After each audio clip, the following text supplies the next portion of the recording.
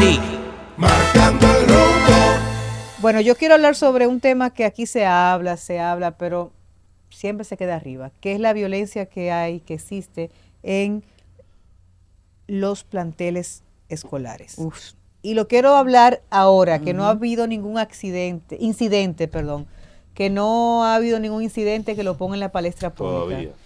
¿Verdad? El INTEC hizo un estudio y arrojó en este estudio un panorama de lo que sucede en los planteles educativos del país.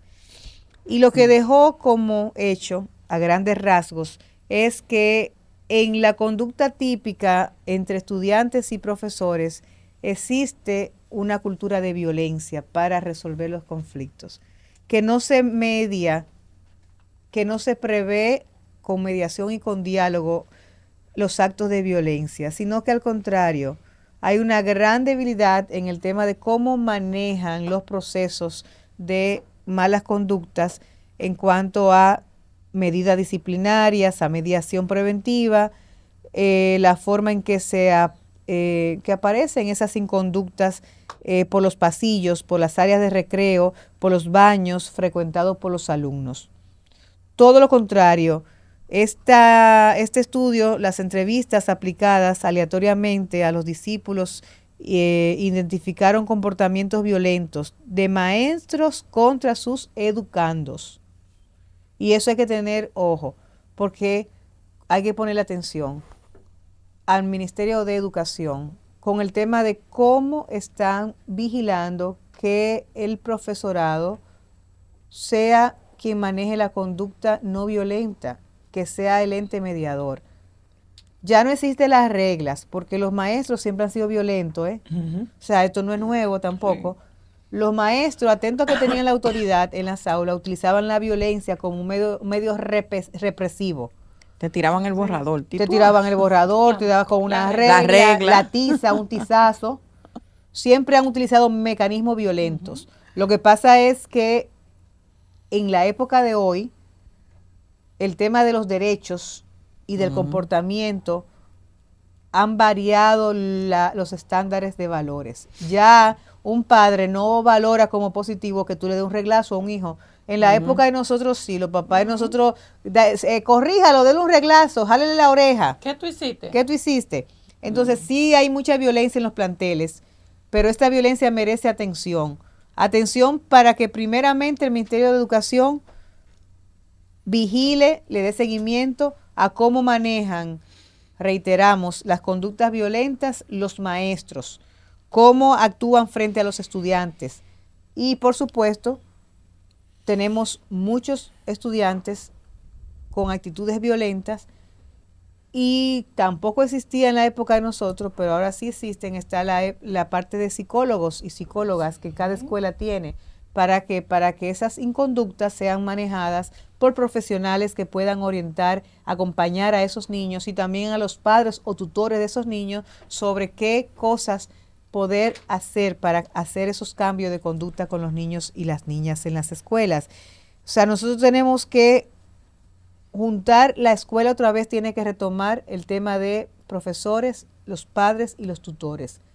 Esas reuniones que se hacían, esos encuentros entre padres, tutores y maestros, para reforzar precisamente que no haya tanta conflictividad que afecte estas sedes escolares y que los hogares dominicanos también son parte de esa responsabilidad, los padres o tutores, en colaborar para que esta violencia pues disminuya.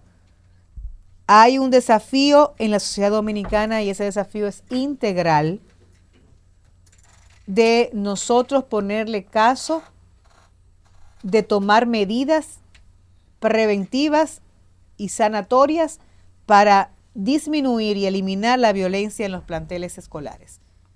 El bullying es una realidad, pero desde nuestra época los niños siempre han sido muy crueles, uno con otros. Siempre ha habido bullying. Siempre Lo que pasa es bullying. que antes no se le llamaba bullying. No se le llamaba bullying y no había un psicólogo y no sabíamos nosotros que no nos traumábamos. o si nos traumábamos, pero los padres lo ignoraban porque no sabían sus A traumas. ti te decían que tú eras la más grande y la más blanca, la Claro, salvadoreña. a mí me decían la chiva blanca de Don José. ¿Te recuerdas ese merengue? Tú no te recuerdas ese merengue. A mí Blancanieve me decían a mí. A mí me decían palito de coco porque yo era muy delgada y como a mí me molestaba, pues a mí todo el mundo me decía palito de coco. A mí me decían hueso.